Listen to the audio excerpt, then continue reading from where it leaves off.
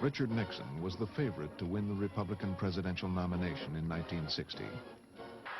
Just 14 years after he was tapped by a group of small-town businessmen to run for Congress in California, Richard Nixon stood at the top of his party.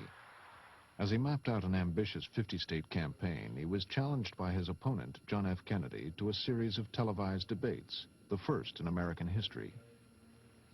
Even when hospitalized for 2 weeks with a knee injury, Nixon remained confident, anxious for the debates to begin, eager once again to use television to talk directly to the voters.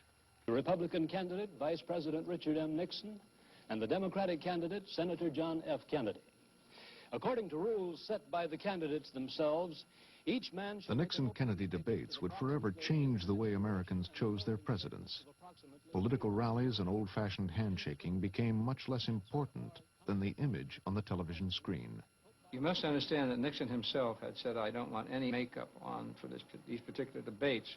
What I tried to explain to Dick was he has a certain characteristics of his skin where it's almost transparent.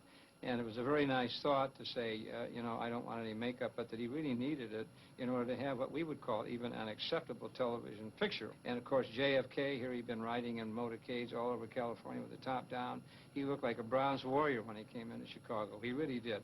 I know what it means to see people who are unemployed.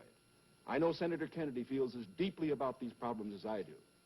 But our disagreement is not about the goals for America, but only about the means to reach those goals. The first debate was costly to Nixon. The radio audience thought he had won, but the largest television audience in history had seen the vice president haggard and drawn, and had been given its first sustained look at the Kennedy style.